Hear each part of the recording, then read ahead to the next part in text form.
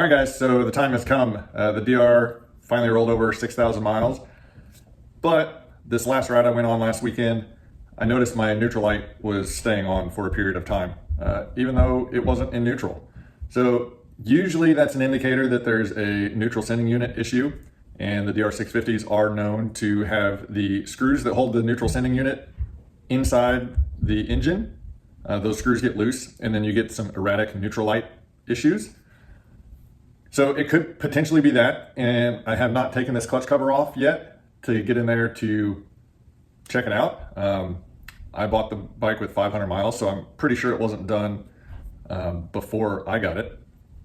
But there's also a possibility that it was just some water shorting out the neutral light, causing it to come on. I've replaced my neutral light indicator with an aftermarket LED, and I don't believe those are watertight. And I noticed it right after I had gone through a water crossing. So I know these neutral lights, the way they work is there's always power going to them. And when the neutral sending unit grounds inside the engine case, when it's in neutral, that completes the circuit and makes the light turn on. My neutral indicator is mounted in a metal bracket. And so there's a possibility that just some moisture in there was causing it to short to ground. I did notice that when I would actually put it in neutral, that the light got brighter. So it wasn't a full brightness when I was in gear. So I'm really thinking that that is the reason it was coming on, is just due to a water issue. But because so many others have had issues with the neutral sending unit, I'm going to get this thing apart and check it out. While I'm in there, I am going to swap it out with a socket head screws. So I haven't decided if I'm actually going to safety wire them yet. A lot of people are saying that blue Loctite is sufficient in keeping these from backing out.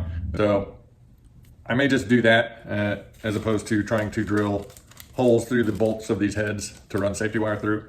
But I've got everything I need to do it if I decide to do it. So I'm gonna go ahead and get the oil drained out of this thing, just because I am due for an oil change. I have seen that people have laid the bike on its side to pull the clutch cover off so they don't lose their oil. But I'm due for an oil change anyway, so I'm gonna get the oil drained out and we'll get this clutch cover off. Okay, so got the oil drained out. I didn't find any metal chunks or screws or anything in the oil, so I think, that's a good sign.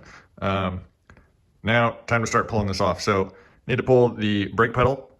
So back on the back side here, there's a little cotter pin through this clevis here, and then through the frame, there's a cotter pin there, and this brake pedal shaft will slide out. I may have to pull the foot peg mount off to get clearance because it's pretty close right there. And then, a couple springs. There's your oil line banjo fitting here. There's these two bolts for this oil line fitting here. And your clutch arm, you want to make sure you mark where that gap is so you get it realigned when you go to reinstall.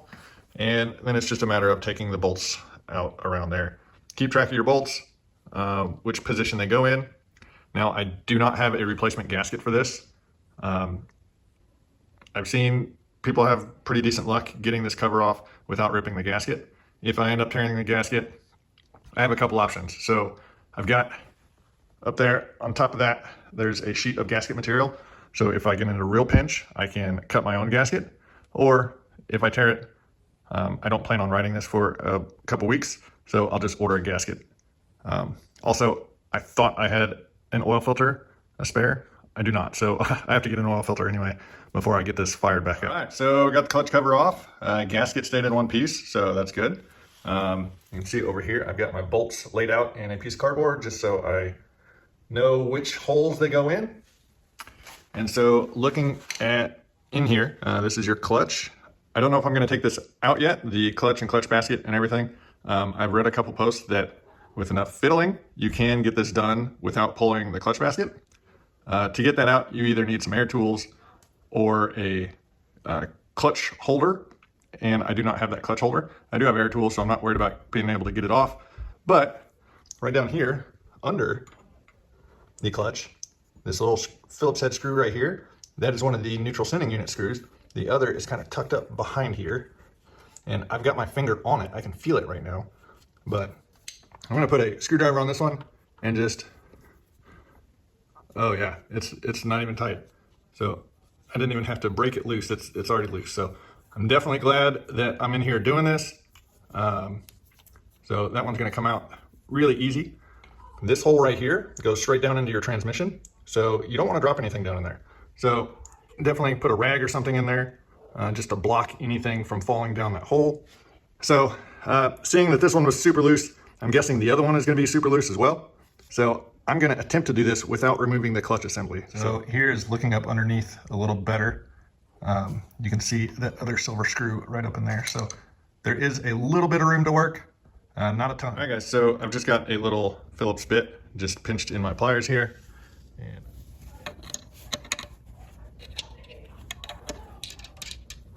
it's really hard to do it and look through the camera. But you can see that screw also is not tight at all, so I'm turning that. So I'm gonna go ahead and pull this screw out. This neutral sending unit does have like a spring behind it, so you wanna replace these screws one at a time. So back one out, put its replacement in, tighten it down, and then swap them. So I think with just a long Phillips screwdriver,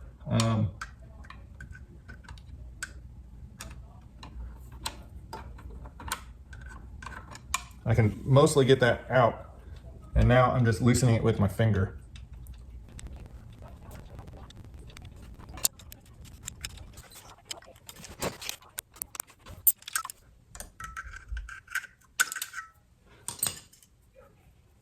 Okay, so there is the first screw out. So I got this from my local hardware store. It is a 5mm by 0.80 thread pitch, 16 millimeters long, and it is just a Allen head, socket head, whatever you want to call it.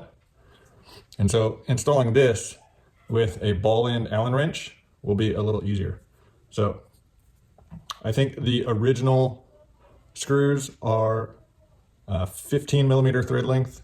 Okay, so I just ran this in dry, the new screw, and it's fine. It doesn't bottom out. I wouldn't go to a longer screw than this, but 1mm over the stock length is fine. If you're really concerned with it, you could throw just a single washer on here, but I don't think it's necessary.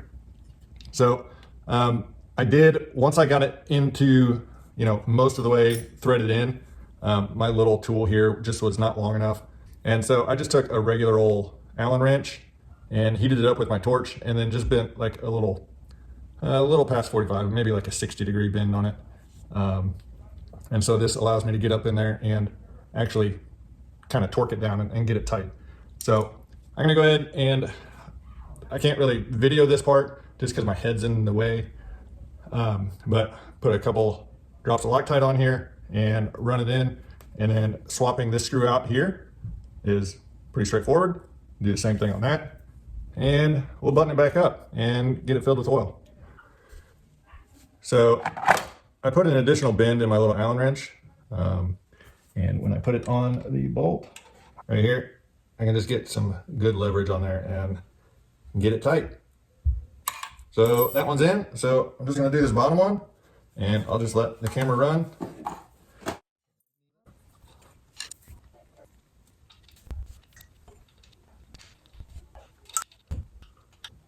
All right, so neutral sending unit screws are replaced. I got some Allen heads in there. Got some blue Loctite. So should be good to go. So I just took a regular Allen head wrench, and at first I just used my propane torch, just heated it up red hot, bent it with some pliers, and just kind of got it roughly the angle that I needed. I then noticed that when it was in there, it was hitting on the frame down here, just with the angle I had it. So I bent another little curve in it, and now I can use that to loosen those up. I'll probably keep this handy. All right guys, so I got it all put back together. I went ahead and filled it with oil just so I could start it and run it and make sure I didn't have any oil leaks from my oil lines up front or from any of the gasket mating surfaces. So I ran it, got it up to temperature. I'll replace the oil filter as soon as it comes in. I'm not gonna ride it. I just rode it around the neighborhood once just to get it up to temperature. When I put the brake pedal back in, I cleaned and greased that pivot put some new cotter pins in there, and it's good to go. One of the things you want to make sure before you get everything like kind of buttoned back up, make sure your clutch is working. So as you stick the cover on, this shaft that runs down through here, it's got like a little gear on the end of it, and the shaft that comes out of the middle of the clutch has some teeth.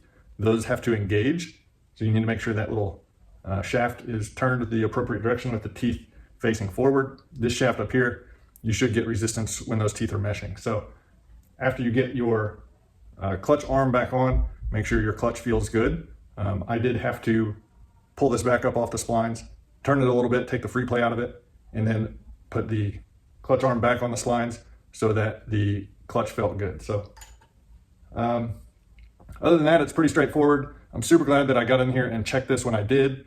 Both of those screws, I could loosen them just with my fingers. So it was definitely needed before it caused catastrophic engine damage. Whether that was the actual issue of my neutral light, I still don't know, because while the screws were loose, they weren't backed out. So I think the neutral sending unit was probably still in place, still working properly. I'm still leaning towards it being a water issue in my aftermarket light up there. So that's gonna be it for this one. If you've got a DR650 that is older than, I believe 2017 or 2018 is when Suzuki finally started Loctiting these from the factory. Don't quote me on that, but if it's anything older than 2017 and you don't know if this has been done, it's definitely worthwhile to get in here and do it. Make sure that those bolts are tight, that they got some Loctite on them or some safety wire, because you just don't want things backing out. If you have any questions or comments, leave them down below. If you like what I do, give me a thumbs up and hit that subscribe button. And until next time, we'll see you later.